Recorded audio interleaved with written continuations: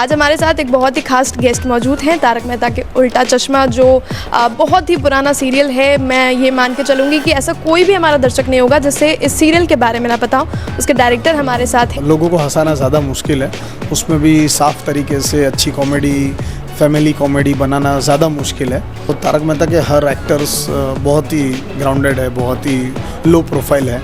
हम लोग एकदम फैमिली की तरह रहते हैं, सब लोग साथ में। समटाइम्स जैसे दिवाली है तो सब लोग साथ में मिलते हैं, साथ में बातचीत करते हैं। ट्रोलिंग फिलहाल अभी में बड़ी है कि बहुत ही बारीकियाँ अभी है ना, जो लोग हैं सोशल मीडिया पे ट्रोलर्स है वो पकड़ लेते हैं। कॉमेडी जो है उसको थोड़ा सा ध्यान रखना पड़ता है, कहीं किसी की भावनाओं के साथ वो तकलीफ ना हो जाए कि कोई आके बोल दे कि आपने हमारे समाज के प्रति या हमारे प्रति ऐसा क्यों बोला। क्या दया भाभी हमें देखने को वापस मिलेगी? ऐसा बोल सकते हो, सीरियल छोड़ा ही नहीं है, उनके कुछ पर्सनल निजी कारणों के तहत उनको वो छोड़ना पड़ा है।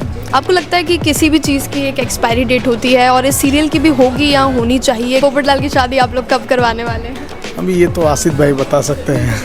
अभी करवाएंगे ज़रूर करवाएंगे। जी जी जी जी। हमने बहुत सारी कंट्रोवर्सी सुनी है आसिफ कुमार मोदी को लेकर। बहुत जो सीरियल छोड़कर गए उन लोगों ने भी काफ़ी बुराइयां उनके बारे में करी है।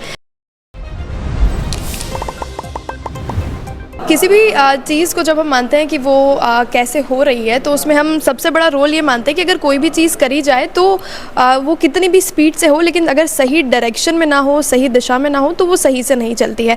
अभी हम बात कर रहे हैं कि कितनी भी अच्छी कहानी लिख दी जाए, कितने भी अच्छे एक्टर्स हों, लेकिन उसे डायरेक्ट सही से नहीं किया जाए, दिशा निर्देश सही से नहीं दिए जाएँ, तो ऑडियंस तक जो ब्रिज है वो कंप्लीट नहीं हो पाता है। आज हमारे साथ एक बहुत ही खास गेस्ट मौजूद हैं, तारक मेहता के उल्टा चश्मा, जो बहुत ही पुराना सीरियल है। मैं ये मान के चलूँगी कि ऐसा कोई भी हमारा दर्शक नहीं होगा जिसे इस सीरियल के बारे में ना पता हो। उसके डायरेक्टर हमारे साथ हैं। आपका हमारे चैनल पे बहुत बहुत स्वागत है। कुछ सवाल टेक्निकल से जुड़े हुए या फिर स्टोरी लाइन से जुड़े हुए या फिर एक्टर से जुड़े हुए आपसे हम करने की कोशिश करेंगे, और कोशिश करेंगे कि हमारी ऑडियंस जो जानना चाहती है वो हम पहुँचा पाएँ उन तक। सबसे पहला क्वेश्चन हमारा आपसे ये रहेगा कि राइटर जो लिख देता है और ऑडियंस तक जो पहुँचाना है, उसके बीच का जो ब्रिज है वो आप कंप्लीट करते हैं, उस पर आपका क्या पर्सपेक्टिव है, क्या ओपिनियन? मेरे हिसाब से राइटर्स जो पंच लिख के दे रहे हैं या जो स्क्रिप्ट में लिख के दे रहे हैं, जो हमें एक्टर्स तक पहुंचाना है, उसके लिए ख़ास तौर पे डायरेक्टर का अच्छा खासा मेहनत रहता है। क्योंकि राइटर्स ने बहुत अच्छी तरह से लिखा है, लेकिन समटाइम्स एक्टर्स को समझाने के लिए डायरेक्टर का होना बहुत ज़रूरी है, साहित्य का नॉलेज होना ज़रूरी है कि जिस हिसाब से डायलॉग्स लिखे गए उसके पीछे एक कारण होता है, उसके पीछे की एक कहानी है। तो वो कहानी डायरेक्टर्स का काम है एक्टर्स तक पहुंचाना, ताकि एक्टर्स अच्छी तरह से परफॉर्म कर पाए, और एक्टर्स को भी उसके पीछे की कहानी जाननी ज़रूरी है, जो बताने के लिए डायरेक्टर्स वहाँ पे रूबरू रहते हैं। आप जो है एक ह्यूमरस और कॉमेडी जॉनर पे काम करते हैं, और जैसे कि मैंने आपसे पहले भी बातचीत में बताया है कि मुझे लगता है कि सबसे मुश्किल काम ही ह्यूमर दिखाना है। तो क्योंकि जैसा कि एक एग्जांपल लेकर हम चलें कि कोई भी एक पंच लाइन है या कोई भी एक सीन है जिसमें कॉमेडी हो रही है, आप उसको 4-5 एंगल से शूट कर रहे हैं, हर एंगल से सेम ह्यूमर निकल के आना चाहिए। तो ह्यूमर क्या वाकई सबसे मुश्किल जॉनर है? मेरे हिसाब से तो है। लोगों को हंसाना ज़्यादा मुश्किल है, उसमें भी साफ तरीके से अच्छी कॉमेडी, फैमिली कॉमेडी बनाना ज़्यादा मुश्किल है। लेकिन जितनी प्रैक्टिस करेंगे उतना ज़्यादा मज़ा आएगा, और जितने अच्छी तरीके से प्रेजेंट करेंगे उतना ज़्यादा लोगों को मज़ा आएगा। और कई बार ऐसा होता है कि लोगों को लगता है कि हमको 3-4 बार रिहर्सल करने से कंटाला आ रहा है, लेकिन हमको और मज़ा आता है, उसमें कुछ ज़्यादा नई नई कॉमेडी मिलती जाती है। तो 5 रिहर्सल में उल्टा क्वालिटी बढ़ जाता है, तो कम तो नहीं होता है डेफिनेटली, और हमें भी मज़ा आता है और पंच खिल के निकलता है। समटाइम्स कहीं किसी को 5 एक्टर्स में से किसी एक एक्टर को नहीं समझ में आया या डायरेक्टर को नहीं समझ में आ रहा है कि एक्टर क्या कर रहा है, तो सबको एक बार एक गो थ्रू हो जाता है कि नहीं सब लोग सही राह पे है कि नहीं। तो वैसे जितनी प्रैक्टिस हो उतना अच्छा है, और पॉलिश हो जाता है। Yes yes. OTT प्लेटफॉर्म्स कहीं ज़्यादा आ गए हैं, लोगों का कहीं ना कहीं टीवी से ध्यान हटकर अब OTT पर ज़्यादा है, ऐसा लोगों का मानना है। तो क्या आपको लगता है कि आपके सीरियल की ऑडियंस जो है वो डिक्लाइनिंग फॉर्म में है? ऐसा तो नहीं है, मुझे तो ऐसा लग रहा है कि शो की ऑडियंस बदलती जा रही है। पहले जब हम बच्चे थे तब देखते थे, अभी हमारे बच्चे देखने लगे, मतलब उस तरह की चीज़ें हैं। तो अभी हम स्कूल में थे तब देखते थे, फिर कॉलेज में आए तब स्कूल वाले बच्चों को अच्छा लगने लगा, कॉलेज वाले बड़े हो गए तो अभी जो स्कूल वाले कॉलेज में आ गए तो उनको अच्छा लगने लगा। तो कहीं ना कहीं, और OTT का अलग ऑडियंस है। देखो, जो रात को बैठ के सस्पेंस थ्रिलर देख रहा है वो शाम को खाना खाते वक्त तारक मेहता देखता ही है। तो थिएटर में जाके जो फाइट वाली फिल्में देखते हैं वो भी शाम को खाना खाते वक्त तारक मेहता देखता है, या कहीं ना कहीं रिपीट टेलीकास्ट में देख लेते हैं, सोनी लिव पे देख लेते हैं, अभी तो यूट्यूब पे शॉर्ट्स भी दिखने लगते हैं। लेकिन आज भी देखो दिवाली में भी लोग वो हैप्पी दिवाली जो जेठालाल गाते हैं तो वो सब वायरल होता है। तो लोगों को कॉमेडी तो पसंद ही है और कॉमेडी हर आदमी को चाहिए। वैसे भी इंडिया में लोगों के दुख ज़्यादा है कहीं ना कहीं छोटे मोटे, तो उसको फील करने के लिए। और वैसे भी क्या है, इंडियन पब्लिक्स को ह्यूमर के साथ बहुत अच्छा रिश्ता है, क्योंकि सबकी अपनी अपनी रीजन की ह्यूमर है, सबके अपने अपने साहित्य है। तो सबको कहीं ना कहीं तारक मेहता में हर रीजन के लोग मिल जाते हैं। एक सरदार भी है, एक गुजराती भी, एक मराठी भी है, यूपी भी है, वैसा हर साउथ इंडियंस है, बंगाली है। तो सबको अपना अपना ह्यूमर दिख जाता है, अपने अपनी लैंग्वेज, अपने अपने कल्चर फॉर्म, वो सब दिख जाते हैं। तो मज़ा आता है सबको देखने में। इस बीच में जैसा कि आप बता रहे हैं कि कोई पंजाबी है, कोई महाराष्ट्र से बिलोंग करता हुआ वहाँ पर दिखाते हैं, तो कहीं ना कहीं हम कैरेक्टर्स में स्टीरियोटाइपिंग कर रहे हैं, ये आप मानते हैं? Sometimes as a third person लगता है, लेकिन ह्यूमर ऐसी चीज़ है कि उसको क्रिएट करने के लिए आपको कहीं ना कहीं थोड़ा स्टीरियोटाइप होना ज़रूरी है, क्योंकि बहुत इंटेलिजेंट ह्यूमर होगा तो किसी को समझ में भी नहीं आएगा। बहुत सारी ऐसी चीज़ें हैं कि अपने को लगता है कि ये फिर कॉमन पब्लिक को साहित्य पढ़ के हंसने में मज़ा नहीं आएगा। उसको मतलब दिल खोल के हंसना है तो उसको वो टेंशन नहीं चाहिए कि मुझे ये सब समझना पड़ेगा, उसका बैकड्रॉप, उसकी कहानी। तो मेरे हिसाब से इंडिया के लिए तो बहुत सही है। बिल्कुल आराम से होने वाला ह्यूमर है, खाते खाते आदमी को समझ में आ जाए और हंस दे, किचन में खाना पकाते पकाते समझ में आ जाए तो अच्छा है। तो इतने सारे कैरेक्टर्स के साथ आप, इतने सारे एक्टर्स के साथ आप लगातार काम कर रहे हैं, कोई किस्सा आप हमें बताना चाहेंगे किसी भी सीनियर एक्टर के साथ जो आपका रहा हो, जिससे आपको लगता हो कि मतलब बाहर हम देखेंगे तो बड़ी फ़ैन फॉलोइंग और बड़े ग्लैमरस लुक में, लेकिन आपके साथ जब रहे तो बड़े डाउन टू अर्थ, ग्राउंडेड है, कोई भी किस्सा है? वैसे तो तारक मेहता के हर एक्टर्स बहुत ही ग्राउंडेड है, बहुत ही लो प्रोफाइल है।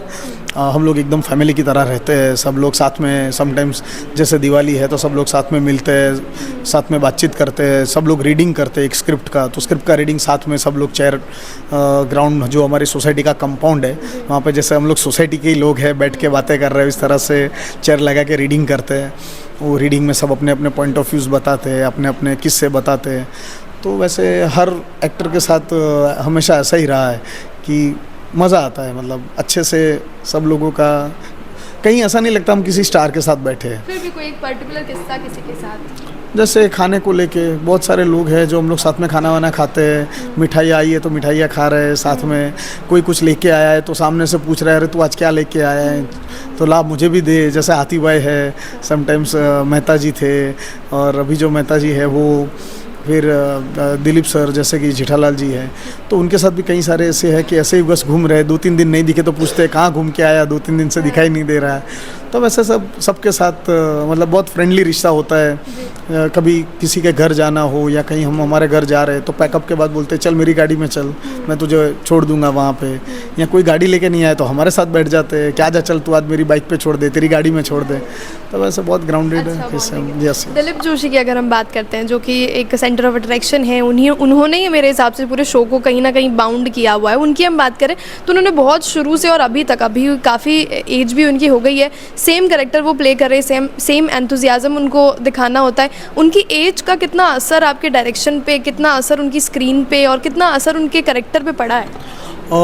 देखो मेरे हिसाब से गोकुलधाम सोसाइटी के जितने भी किरदार हैं तारक मेहता के, उनमें से किसी को भी एज का उतना असर नहीं हुआ है।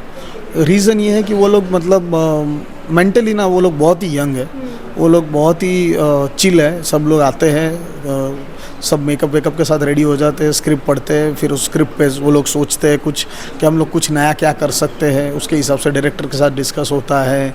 वो लोग चाहते हैं कि हम ऐसा भी करें तो ये करें तो ये क्या अच्छा लगेगा कि, तो वैसे। और दिलीप सर वैसे भी बहुत अच्छा काम थिएटर में कर चुके हैं और सीरियल में तो वो सबको पसंद है ही।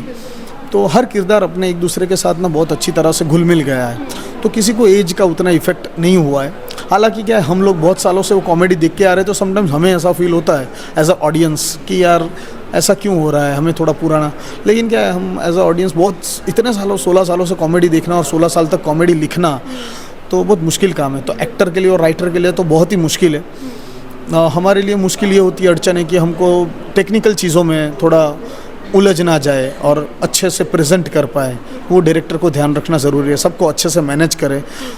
सबकी एज का इफ़ेक्ट उनकी कॉमेडी पे या उनके फेस पे तो कभी नहीं दिखा है, लेकिन कहीं ना कहीं किसी ना किसी फैमिली काम में या किसी ना कोई फंक्शंस में, ऐसी चीज़ों में जहाँ उनको जाना होगा या आना होगा तो थोड़ा बहुत एडजस्ट करना होता है, तो वो चीज़ों का हमें ध्यान ज़्यादा रखना पड़ता है। बाकी उसका कोई असर सीरियल पे तो या कंटेंट पे तो कभी नहीं हुआ है। कंटेंट पे एज का असर नहीं हुआ, लेकिन क्या सोशल मीडिया की वजह से ये जो ट्रोलिंग फ़िलहाल अभी में बढ़ी है कि बहुत ही बारीकियाँ भी है ना, जो लोग हैं सोशल मीडिया पे ट्रोलर्स हैं वो पकड़ लेते हैं। इसके अलावा बहुत सारे रेस्ट्रिक्शंस भी हैं, ऑफेंड लोग बहुत जल्दी हो जाते हैं, लोगों का पेशेंस लेवल बड़ा कम हो गया है। इसकी वजह से आपके ह्यूमर पे कोई रेस्ट्रिक्शन या बाउंडेशन आया है? मेरे हिसाब से वो रिस्ट्रिक्शन सालों पहले जो नहीं था वो अभी तो आ गया है, और अभी अब कहीं ना कहीं सबको आज़ादी है, फ्रीडम ऑफ स्पीच है वो तो कोई इंस्टाग्राम पे बोले या कोई सोशल मीडिया पे या कोई भी सोशल मीडिया पे कोई भी प्लेटफॉर्म हो वहाँ पे बोले तो उनमें कुछ गलत तो नहीं है, लेकिन उसकी वजह से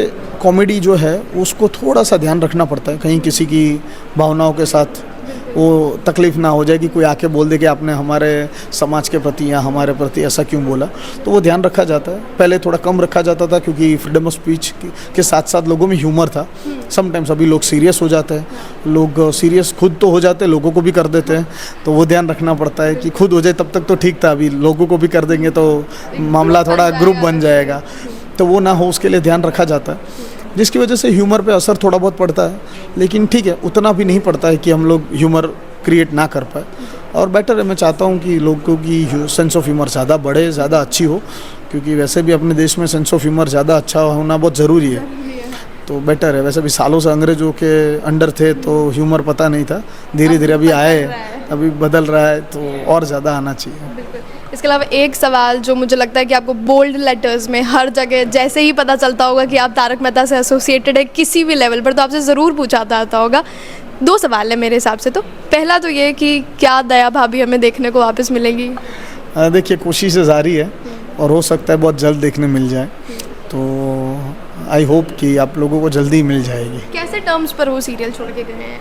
नहीं, कोई बहुत अच्छे टर्म्स पर गए, और उन्होंने ऐसा बोल सकते सीरियल छोड़ा ही नहीं है, उनके कुछ पर्सनल निजी कारणों के तहत उनको वो छोड़ना पड़ा है, तो उन्होंने अपनी मर्ज़ी से भी नहीं छोड़ा है, लेकिन कुछ चीज़ें होती है जो पर्सनल कारणों से हमें कभी कभार डिसीज़न लेना पड़ता है, तो वैसा डिसीज़न था। कम से कम 5-6 साल उन्हें सीरियल में उनका फेस देके हमें हो गए, बट स्टिल वो कैरेक्टर ज़िंदा है, तो इस पर क्या कहना चाहेंगे? वो तो उनकी एक्टिंग की बदौलत और उनकी जो कैरेक्टर के बदौलत है, क्योंकि जिस तरह से आसिफ भाई ने, जो शो के क्रिएटर है आसिफ मोदी जी, उन्होंने जिस तरह का वो शो को सोचा था कि जिस तरह का शो होना चाहिए, उस तरह से वो शो के किरदार वो उन्होंने जिस तरह से राइटर से लिखवाए या राइटर्स को कन्विंस करके राइटर से वो निकलवाए, वो किरदार में सबसे ज़्यादा फिट होने वाले कैरेक्टर्स में से एक है दया।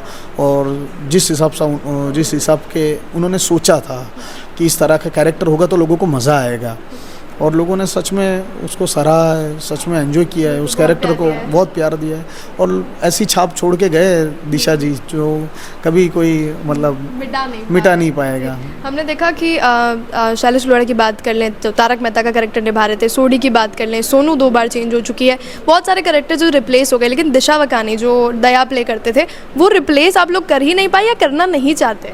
देखिए, वो खुद वापस आ रहे थे तो अभी रिप्लेस क्यों करेंगे, तो वही चल रहा था कि वो खुद वापस आना चाहते थे तो हम रिप्लेस नहीं करेंगे, लेकिन कुछ ना कुछ कारणों से थोड़ा थोड़ा डिले होता गया, जिसकी वजह से नहीं कर पाए। और कुछ कैरेक्टर्स ऐसे थे कि जिसको रिप्लेस करना सीरियल के और ऑडियंस के लिए ज़रूरी था, क्योंकि कम हो जाएंगे लोग तो आपको देखना भी मज़ा नहीं आएगा, और नॉर्मली सीरियल इतनी लंबी चलती नहीं, अभी ये चली है तो उसके थोड़े प्लस माइनस तो होंगी, तो किरदार को बदलना ज़रूरी है। कुछ कारणों से हेल्थ के कारण कुछ छोड़ के गए, कुछ पर्सनल रीज़न के कारण छोड़ के गए, तो सबकी अपनी अपनी खुद की एक पर्सनल लाइफ है। तो भी बहुत लंबा ये सीरियल चला है, 16 इयर्स, और बड़ा ही रिकॉर्ड अपने आप में इसमें बना लिया है। गिनीज़ वर्ल्ड में भी मेरे हिसाब से इसका नाम है कि वर्ल्ड का लॉन्गेस्ट सीरियल है ये। आपको लगता है कि किसी भी चीज़ की एक एक्सपायरी डेट होती है, और इस सीरियल की भी होगी या होनी चाहिए, कब होनी चाहिए, इस पर आपका क्या कहना है? क्योंकि सोशल मीडिया पर इसके बारे में बहुत लंबी बातचीत है। देखिए, मेरे हिसाब से इस शो की एक्सपायरी डेट तो नहीं होनी चाहिए, हमेशा चलना चाहिए। जितना मैं एंजॉय कर रहा था उतना ही मेरे बच्चे भी एंजॉय करें और उनके बच्चे भी एंजॉय करें, तो मेरे हिसाब से तो इसकी एक्सपायरी डेट नहीं होनी चाहिए। लेकिन हर चीज़ की एक एक्सपायरी डेट होती ही है, हमें भी पता है, लेकिन ये शो अभी भी इसमें बहुत सारी चीज़ें हैं, मतलब इस देख रहे हैं। बहुत सारे स्कोप है और बहुत सारी मज़ा भी अभी बाकी है, बहुत सारा कॉमेडी है जो हमने अभी तक नहीं देखा है, तो देखने मिलेगा, जल्दी देखने मिलेगा। दूसरा सवाल जो पूछा जाता है, पोपटलाल की शादी आप लोग कब करवाने वाले हैं? अभी ये तो आसिफ भाई बता सकते हैं। अभी करवाएंगे तो करवाएंगे, ये ज़रूर हमारे दर्शकों को करवाएंगे। हम जी एक जी जी confidence दे जरूर सकते हैं। ज़रूर ज़रूर करवाएंगे। पक्का हम देखेंगे इस सीन Yes, के yes, एंड होने से yes, पहले yes, ही। yes, पक्का। अच्छा, हमारे इंटरव्यू के आखिर में एक रैपिड फायर मैं आपसे करना चाहूँगी। मैं कैरेक्टर्स के नाम बोलूँगी, आपको जो भी पहला वर्ड उनके कैरेक्टर पे आता है वो आपको मुझे बताना है। तो रैपिड फायर में हमारा पहला है दया। बहुत ही अच्छी एक्ट्रेस, ठीक है। सोडी। गुड ह्यूमन बीइंग, जी। हम शैलेश लोढ़ा वाले तारक मेहता कैरेक्टर की बात कर रहे शब्दों के धनी कवि। हैं। उनके साथ आपका कोई किस्सा अगर आप बताना चाहें कि उनके साथ बैठे हो तो कितना इंटेलेक्चुअल फील किया आपने? बहुत सारा इंटेलेक्चुअल फील किया, क्योंकि बहुत बार ऐसा हुआ था कि शैलेश जी के साथ हम लोग बैठते थे, बातें करते थे, बहुत सारी चीज़ें थी साहित्य के बारे में वो हमको बताते थे, जो सुन के हमें अच्छा लगता था, मज़ा आता था।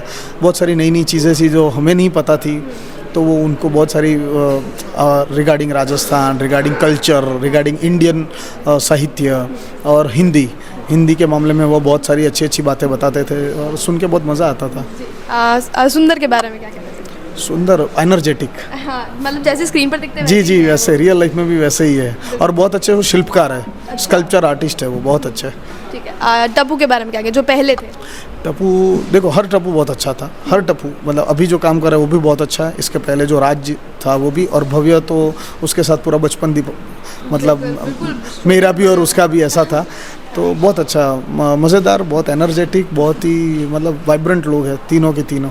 ठीक है। भिड़े के बारे में क्या कहते हैं? बहुत ही अच्छा, उनका ह्यूमर बहुत अच्छा है, बहुत ही अच्छे रिफ्लेक्सेस है उनके, बहुत ही अच्छी, मतलब आप अगर किसी चीज़ को समझाओ वो एक ही बार में उस चीज़ को अडेप्ट कर लेते अच्छे से ह्यूमर के साथ, तो वो उनकी बहुत अच्छी क्वालिटी है। जी। इंटरव्यू के एंड में बस एक चीज़ मैं आपसे पूछना चाहूँगी कि हमने बहुत सारी कंट्रोवर्सी सुनी है आसिफ कुमार मोदी को लेकर, बहुत जो सीरियल छोड़कर गए उन लोगों ने भी काफ़ी बुराइयाँ उनके बारे में करी है। हमारे जो HOD हैं डिपार्टमेंट के, जहाँ मैं पढ़ती हूँ, कुंजन जी आचार्य, डॉक्टर कुंजन आचार्य, वो एक चीज़ बोलते हैं कि कहीं से भी जाओ तो वो पुल तोड़कर नहीं जाना चाहिए, लेकिन वहाँ हमने देखा कि उन्होंने वो ब्रिज बिल्कुल ख़त्म कर दिया है। ऐसे करेक्टर्स जो छोड़कर गए हैं, जिन्होंने इस तरह के आरोप लगाए हैं प्रोड्यूसर्स पे, टीम पर, आप अभी टीम में है, आपको क्या लगता है किस तरह का बिहेवियर है आसिफ कुमार मोदी का? जी देखिए, आसिफ जी स्टार्टिंग से लेके एंड तक, मतलब हम कोई भी जहाँ तक काम कर रहा है वहाँ तक वो हमेशा बहुत लिबरल, बहुत ही अच्छे, बहुत ही खुश और बहुत ही हमेशा सबका ध्यान रखने वाले बंदे हैं। वो ऐसे मतलब वो ऐसे पर्सन है कि जो एक छोटे से छोटे किरदार, बड़े से बड़ा किरदार, एक छोटा से छोटा लाइटमैन हो, स्पॉट दादा हो, कोई नया आया हो असिस्टेंट हो, डायरेक्टर हो, सबका ख्याल रखते हैं, सेट पे आते हैं, सबको मिलते हैं, सबसे बातचीत करते हैं और बहुत ही फ्रेंडली बिहेवियर है उनका हमेशा सबके प्रति। लेकिन क्या होता है, जब कि कोई आदमी प्रोड्यूसर है तो उनके भी कुछ चीज़ें होती है बात करने की, कुछ चीज़ें तो वो किसी और को बुरा लगा होगा, लेकिन उनका कभी ऐसा ना तरीका रहा है। वो इतना फ्रेंडली लेवल पे बात करते हैं, इतनी अच्छी तरह से बिहेव करते हैं, तो ऐसा कुछ हुआ ही नहीं है। लेकिन अब लोग बोलते हैं तो शायद क्या है, सबका अपना अपना पर्सपेक्टिव है। हाँ, अभी टीचर एक बार डांट दे तो उसके लिए हमेशा टीचर ऐसा नहीं रहता ना कि वो रोज़ डांटते हैं, तो ये उनका पर्सपेक्टिव ये है, उनका पर्सपेक्टिव है। बिल्कुल। आखिरी सवाल मैं आपसे करना चाहूँगी, एज ए डायरेक्टर एडिटर्स से क्या एक्सपेक्टेशंस रखते हैं? एडिटर्स, देखो ज़्यादातर एडिटर्स को मैजिशियन बोला जाता है, क्योंकि हम लोग जो शूट करते हैं ना उसमें बहुत सारी गलतियाँ हो, तो उस गलतियों को छुपाना, किस तरह से उसको पब्लिक के नज़र से हटा के अच्छी तरीके से प्रेजेंट करना, वो उनका काम होता है। और एक अच्छा एडिटर बुरे से बुरे डायरेक्टर को अच्छी फिल्म बना के दे सकता है, और एक बुरा एडिटर अच्छे से अच्छी फिल्म को बिगाड़ भी सकता है, ऐसा कहा जाता है। तो एडिटर का रोल बहुत महत्वपूर्ण है, और अगर एडिटर बहुत अच्छा है, एडिटर बहुत अच्छी तरीके से टेक्निकली बहुत स्ट्रांग है, तो कोई भी चीज़ को बहुत अच्छी तरह से प्रेजेंट कर सकता है, जिससे आप ह्यूमर भी क्रिएट कर सकते हो, हॉरर भी कर सकते हो, थ्रिलिंग भी फील को बना सकते हो। तो कहीं ना ना कहीं एडिटर का एक बहुत बड़ा Yes, yes, रोल yes. रहता है। थैंक यू सो मच, आप हमारे साथ जुड़े, इतना आप टूर पर आए हुए हैं हमारा उदयपुर, आपको कैसा लगा ये भी आप हमें ज़रूर बताएं। उदयपुर मुझे हमेशा से बहुत अच्छा लगता है, बहुत सालों पहले आया था, अभी फिर से आया हूँ घूमने के लिए और बहुत अच्छा लगा। बिल्कुल, आपने वक्त निकाल के आप हमसे मिले उसके लिए भी आपका बहुत बहुत थैंक यू। तारक मेहता को रिलेटेड जो 2 मेजर सवाल थे उनके जवाब हमें सर ने दे दिए। अब हम बिल्कुल तैयार है दया को देखने के लिए और पोपट लाल की शादी देखने के लिए। एक बार फिर से हमारे साथ जुड़ने के लिए बहुत बहुत thank you so much. Comment section आप लोगों के लिए खुला हुआ है, कुछ भी अगर आप इस कम्युनिकेशन इस इंटरव्यू के बारे में लिखना चाहते हैं तो बिल्कुल लिख सकते हैं और चैनल को सब्सक्राइब करना ना भूलें। जल को मेवाड़ के साथ मैं हूँ किंजल और कैमरा पर्सन सानिया।